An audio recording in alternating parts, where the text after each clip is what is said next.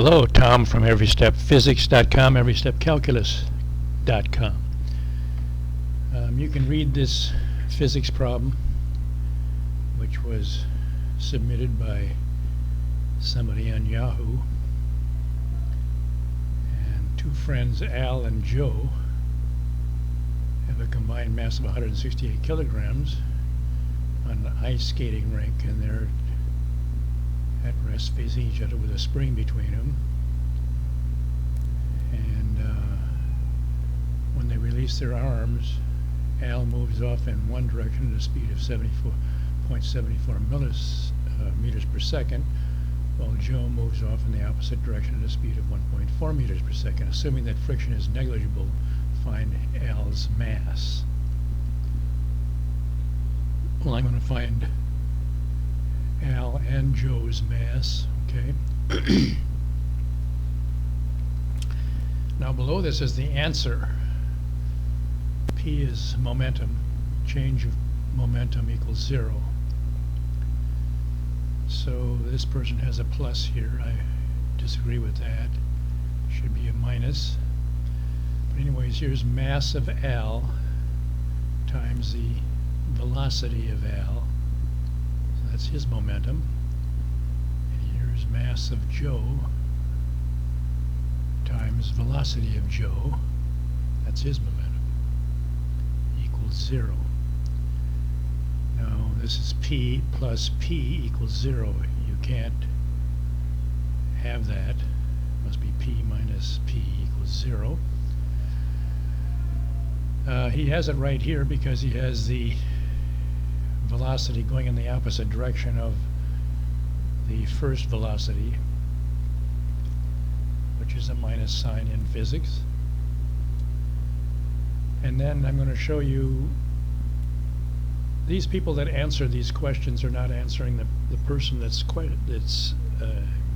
submitted the question, because we all, when we submit a question, wants to know how the hell to do these problems step by step so that we can possibly learn a little bit better about it. If you're not going to use my programs in test or class, to get a better handle on how to answer this problem and what equation to put down, etc., etc. And then let alone use your algebra knowledge, which is extensive in physics, to come up with the correct answer here. All within maybe 3, 4, 5 minutes of a test where you got 20 more questions to answer. But then this knucklehead here puts down these 3 steps, which are all accurate here, comes up with the answer. But I'm going to show you how difficult it is with algebra to find this mass of Al, which I call mass 1. And so I'm going to show you how that is, okay? Physics, to get to my main menu. I'm already at momentum here, so that it saves time. In my menu, when you hold down the second button here, the second register button, and then push this down, this goes screen by screen, so you can go really fast to the M section, for instance, and this is momentum. One more thing, this problem does not say anything about momentum, okay? So you're going to have to remember that when you're doing with collisions or momentums,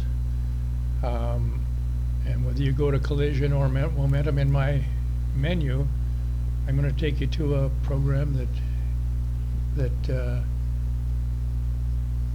helps you with that by using the words within the problem as to whether it's a momentum or collision problem, okay?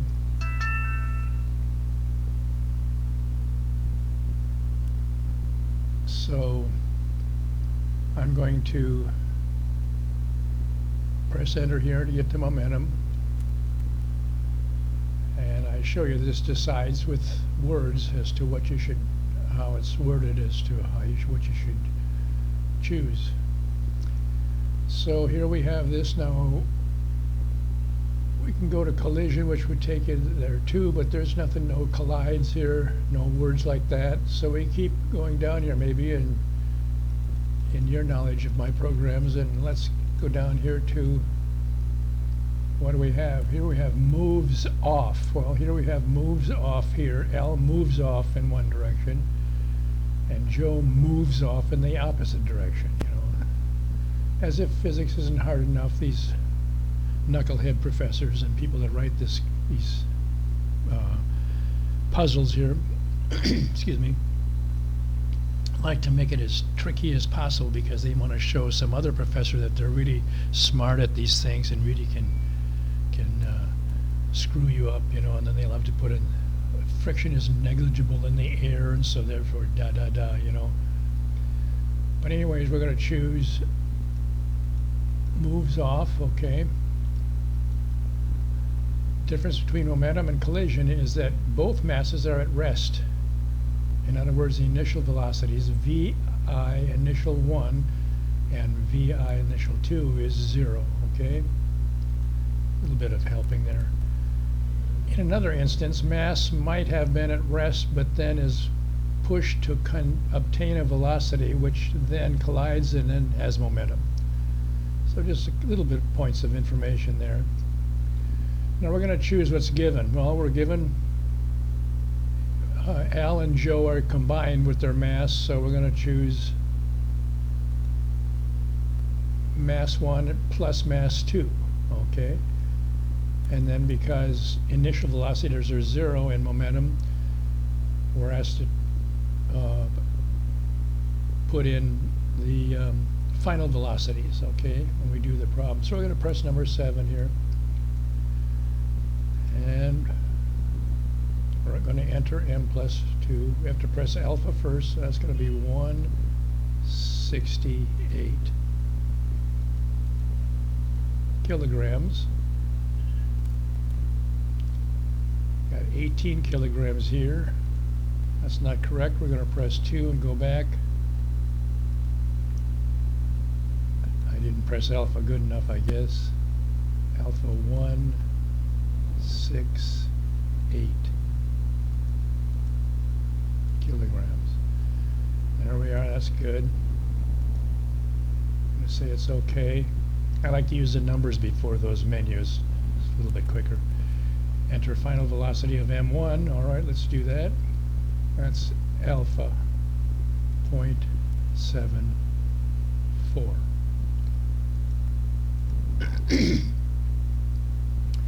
Meters per second, which is number 4.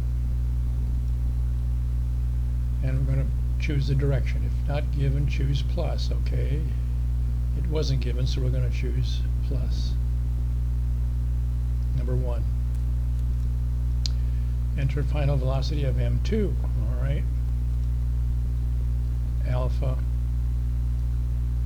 1.4. Number 4. And this time, because it's an opposite direction, we're going to choose number 2. That puts a minus sign in front of 1.4 meters per second. This all looks good to me. I'm going to press OK and do the problem. P is equal to momentum. Okay, it's equal to mass times velocity. That's what momentum is. And P is equal to P. All right? That's the reason that when you transfer P on this side to the left side, it's going to be P minus P, right? Equals 0, not P plus C. So anyways, we have m1 times velocity 1, that's P, plus m2, and minus f of 2 equals 0. Okay?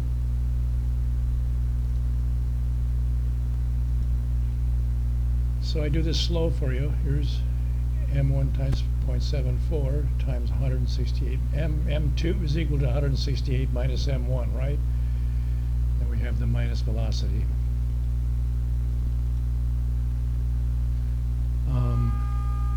When we do this here, we're taking minus the velocity here times 168, which is minus 235, and then we still have 1.4 times m1 here. This is exactly how you're working it step by step. And so that equals, now we transfer the 235 to the right of the equation, change the sign, of course. And then we're going to do what? Well, we're going to factor out M1. Here's M1 out here, 0.74 plus 1.4 equals 235. Well, we add these two together here, times M1 is 235, and when we isolate M1, we get 235 divided by 2.14, which is equal to 109.91, which is what this person got here. And they might ask you in another problem, what's M2's velocity or mass? Okay, so I did that, and that turns out to be 58.093 kilograms. So anyways, this is what you go through and what you have to do to solve a problem in physics and a word problem. Generally in the word problems, they're going to have find acceleration or find tension or find something else, and that's really what you go to in my menu.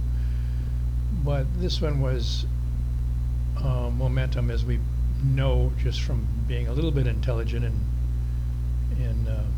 physics, and we're all too smart to really memorize this stuff, really get into it, because we know it's such a worthless thing in our lives. It's interesting as far as experiments, Newton's machine there with the strings and the steel balls on the end of it, and so physics is certainly a lot more interesting than calculus, which is absolutely useless.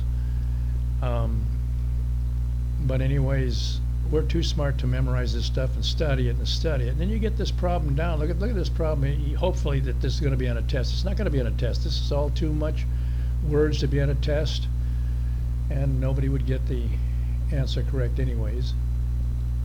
So you study this like mad, like I have, and only now, because I've studied it, can I put this together, okay?